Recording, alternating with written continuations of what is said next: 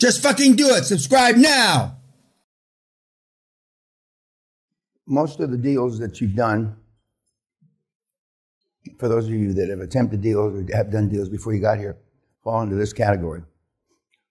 You heard the Goomba brothers say that they'd made a couple acquisitions before they came here and they thought they did pretty well. And then after they came here, they realized they didn't do well at all. Whether you'll admit that the deals you did were not too good or not is a whole different subject matter. And just as this model is not directed to turnarounds, this model is not directed to fix your businesses, your existing businesses, or the deals you've already done incorrectly. And that's why I say it's easier just to turn the key. Some people do it, some people don't. Most don't. And that gives to something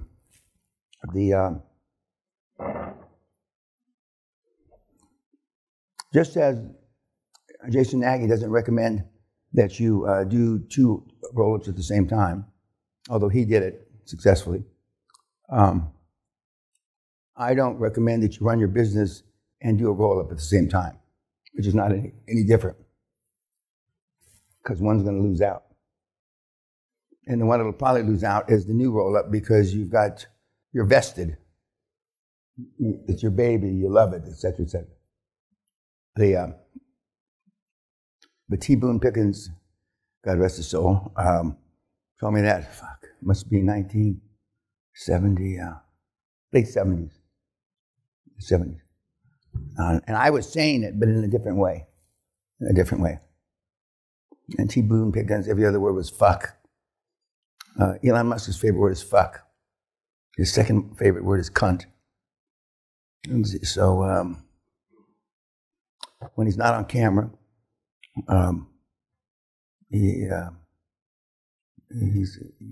his sentences and words are laced with profanity. And again, funny enough, Harvard, spent $25 million in 10 years to ascertain that high-performance people swear more. 25 million in 10 years. Fuck. Unbelievable. Last night you said Carnegie, right?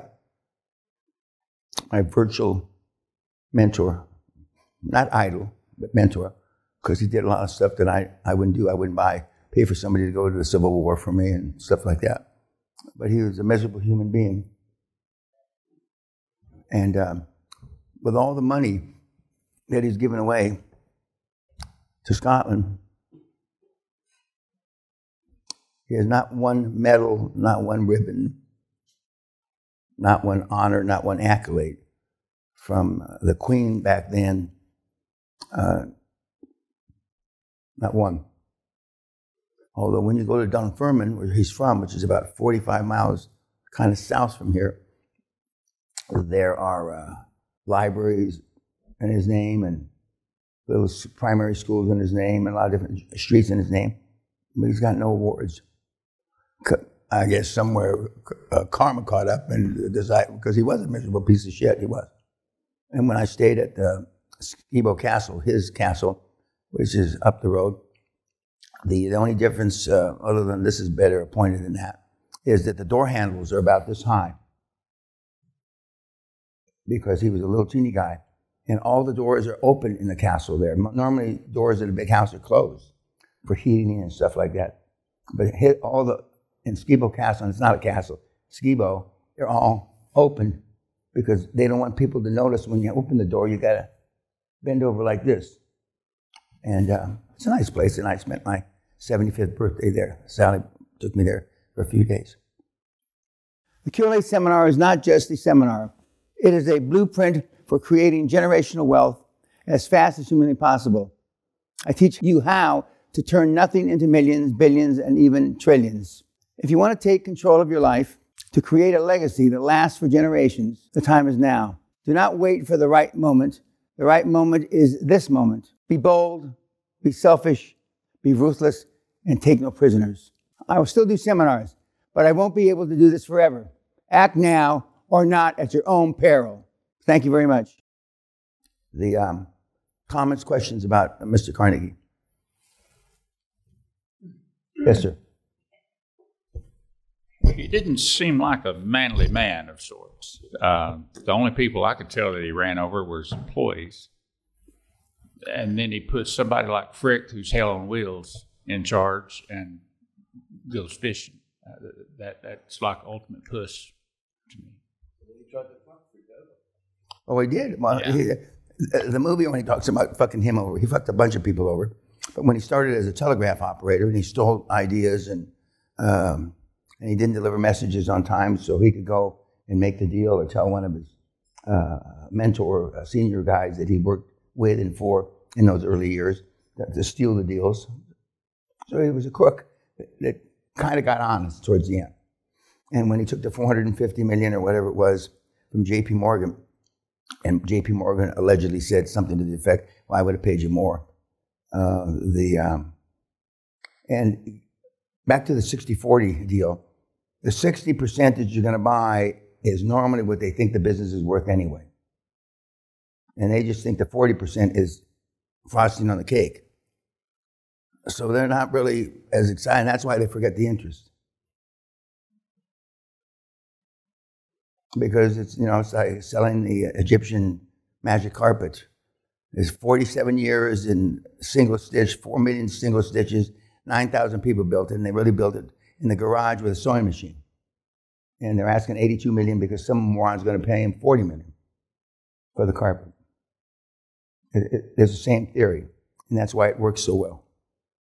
You will find out what they think the business is worth based on what the 60% is equal to. And it's okay to overpay, but you name the price, I name the terms. You overpay, but the real overpayment is through the 40%, and out 10, 20. And I've seen it 25 years in Canada. I've never seen it 25 years anyplace else. I've seen 25 years in Canada. What else about Mr. Carnegie? Yes, in the back. He was a fierce competitor. He was willing to outwork everyone. And his mother was really tough on him. Made him have a audacious goal, like you said, go to the top since he's a little kid. You have to get out of here, go to the top, do your best. And high standards for him. Yeah. She stole high standards for him. I mean, a lot of our parents, my parents didn't, educationally, they didn't have any goals. I've told you the only goal they had was to keep me alive till they reached the age of reason. But several of your parents have told you, try hard, do the best you can, that kind of shit, right? But then they don't hold you accountable. Some parents hold you accountable, but not too many. Asian kids, the two big schools that our two kids went to, graduate school, they were about 60, 70% Asian students. And beginning of the second year of our youngest son, Derek's MBA, he for a quarter, he came in first above a bunch of the Asian kids. And the white kids carried him around on his shoulders like he won the Super Bowl. 1 quarter out of 8. And of course, the Asian parents then whipped the Asian kids. How do you let, I don't know what they say. How do you let these blue eyes, and no white kid in the class ever got remotely close to number 1 again? That's the difference. You get the school. Yeah. And but what else about Mr. Carnegie?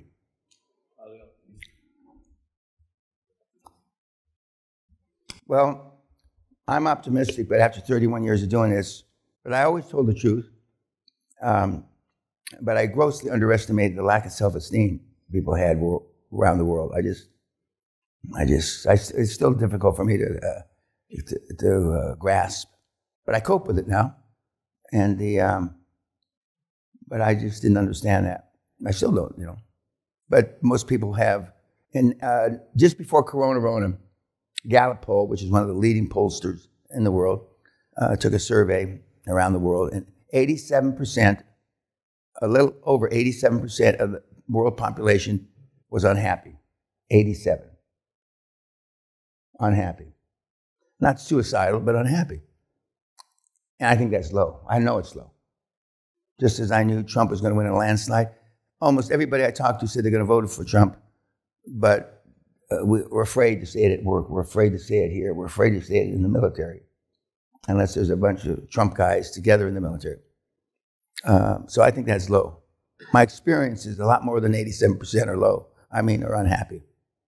Now, you can understand somebody, when we were in Rwanda helping to start the charity, and the kids there, the little kids, 2 or 3 don't know shit from apple butter, so they're happy slappy.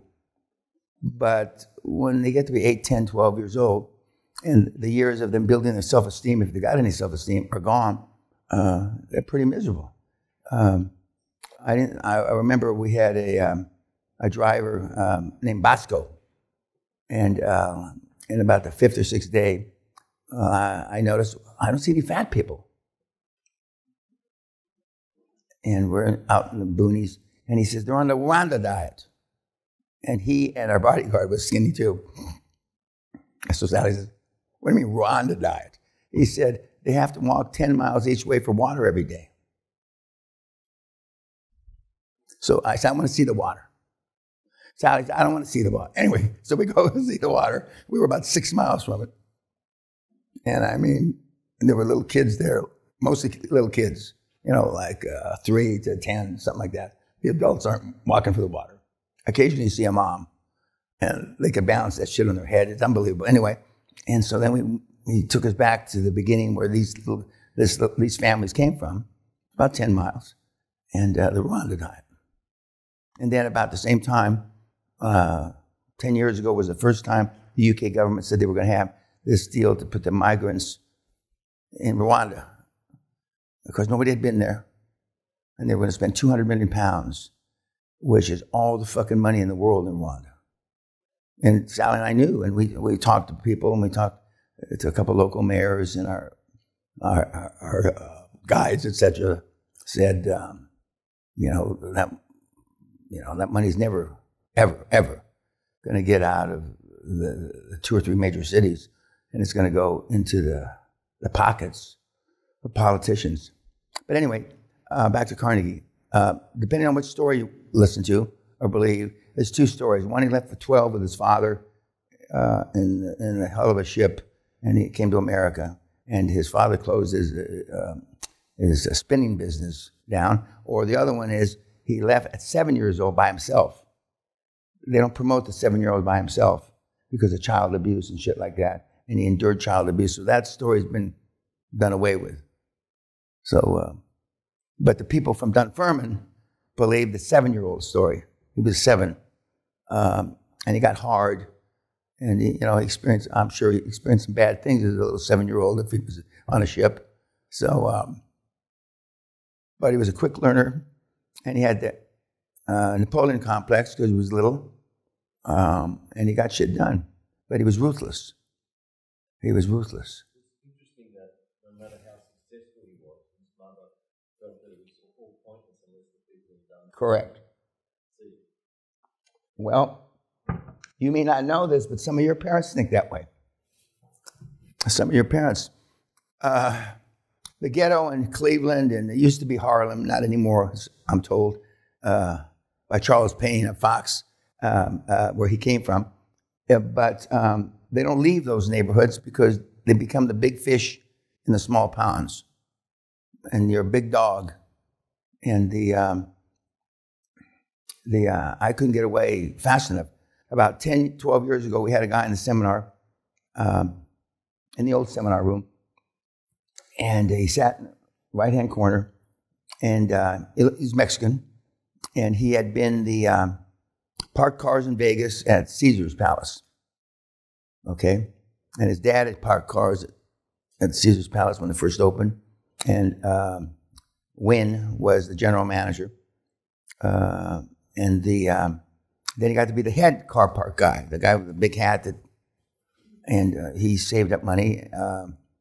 And in those days, he says, you can make $100,000. It was almost all cash. You got paid minimum wage plus tips. And you would cater to the high rollers.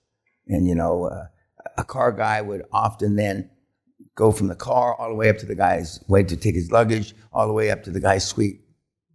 And so he saved up a bunch of money, bought real estate in Vegas, and got out right at the top of the real estate market back in the 90s before the bust. And then he took that money and he went into Colorado, and he started growing weed.